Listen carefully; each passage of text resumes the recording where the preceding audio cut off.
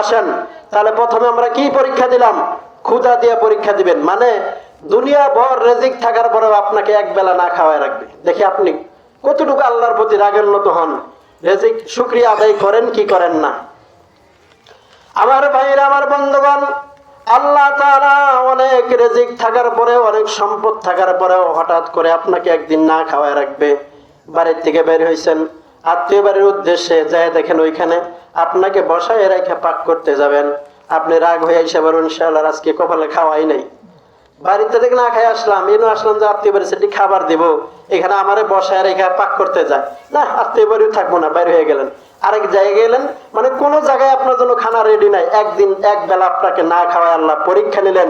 কিসের পরীক্ষা? ধৈর্যের পরীক্ষা এবং ঈমানের পরীক্ষা। দেখি শুকরিয়া আদায় করি নাকি আল্লাহকে গালি দেই। আর যদি ওই সময় আমি বলে দিতাম আলহামদুলিল্লাহ, আল্লাহ যেভাবে রাখছে আমি অনেক খুশি আছি, অনেক শান্তিতে আছি, একবেলা না খাইলেও আমি হারাম খাইতেছি না, একবেলা না খাইলেও আমি হারাম পথে চলতেছি না।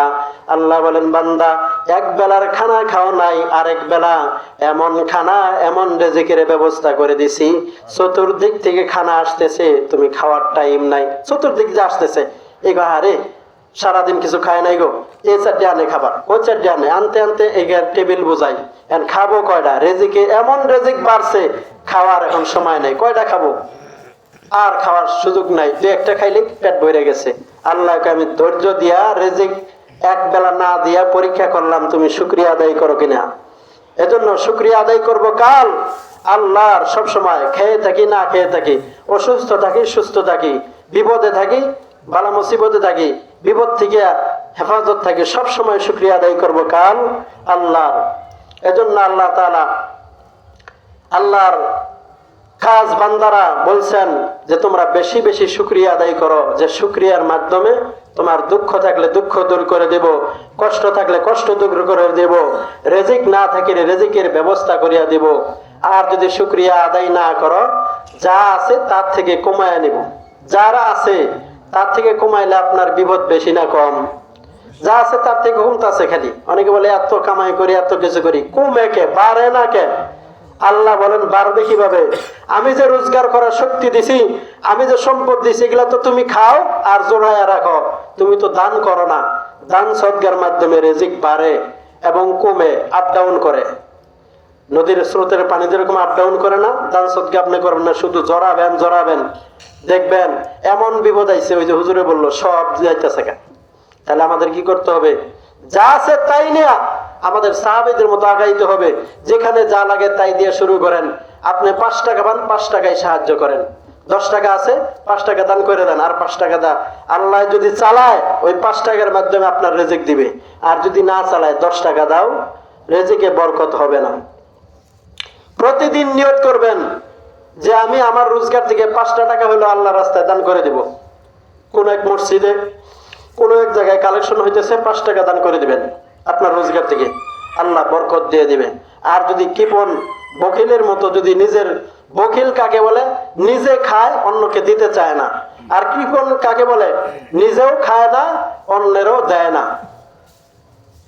আর এরকম ভাবে দানশীল ওই ব্যক্তি যে নিজে খায় অন্যকে দান করে, ওই ব্যক্তি দানশীল। 3টা বিষয় আমার আপনার জানা থাকা লাগবে, যে বকিল হইলে আল্লাহর রহমতের দপ্তর থেকে বাদ।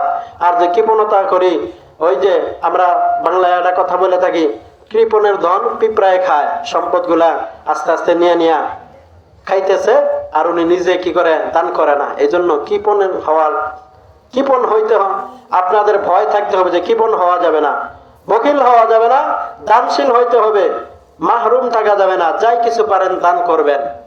দান করলে আল্লাহ মান বাড়ায় দেয়, ইজ্জত বাড়ায় দেয়, সম্মান বাড়ায় দেয়, রিজিক বাড়ায় দেয়।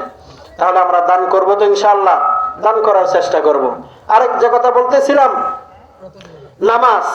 তাহলে আমার নামাজটা কার জন্য? আমার নামাজ আল্লাহর জন্য। আমি ইবাদত করি কার জন্য? আমার নিজের জন্য, এটা আমার ভালো, এবং আল্লাহর জন্য, আল্লাহকে সন্তুষ্টি করার উদ্দেশ্যে। আচ্ছা, দুনিয়ার সমস্ত মানুষ যদি নামাজ না পড়ে, আল্লাহর ক্ষতি আছে? নাই। আর সমস্ত মানুষ যদি ইবাদতকারী হয়, আল্লাহর লাভও নাই। কারণ বান্দা যদি একটা ডাক না দেয়, আসমানে অসংখ্য অগণিত ফেরেশতা আছে আল্লাহকে ডাকতেছে।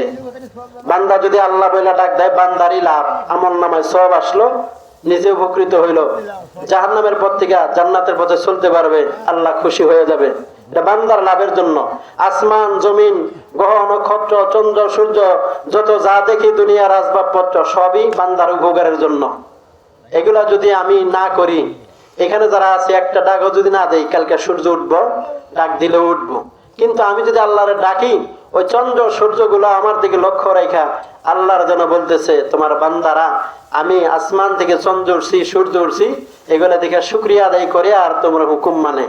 আল্লাহ বলেন, যা ওই বান্দাদেরকে আমি ফেরেশতার মাধ্যমে ঘোষণা করে দিলাম, ওই বান্দাদের গুনাহ মাফ। যে বান্দারা আমার প্রশংসা আদায় করে, আমাকে দেখছে না, তা দেখে নাই, আল্লাহ আপনার তো দেখে নাই, না দেখে তো ভালোবাসা, যা আমি মাফ করে দিলাম।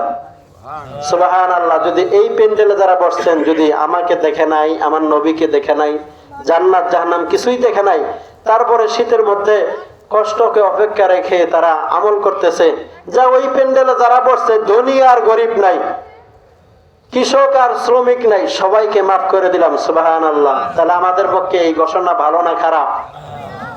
আর আল্লাহ ওয়াদা দিবেন, যারা এখানে বসছে আমি সবাইকে মাফ করে দিব, সগীরা গুনাহ যত আছে, কবিরা গুনাহ তওবা করে মাফ চাবে। আল্লাহ পাক রব্বুল আলামিন ডাক দেয়া কয়, দুনিয়ার মানুষ রে, আমি আল্লাহ তো তোমাদেরকে বানানোর আগে ফেরেশতাদের সাথে আমি পরামর্শ করছিলাম, ফেরেশতা না করার পরেও বানাইছে, এই জন্য আমি আল্লাহর ভালো লাগছে বিদায় বানাইছি। কিছু মানুষ আছে ভালো লাগলে হাজার মানুষে না করলে ওটা বানাই ছাড়বো।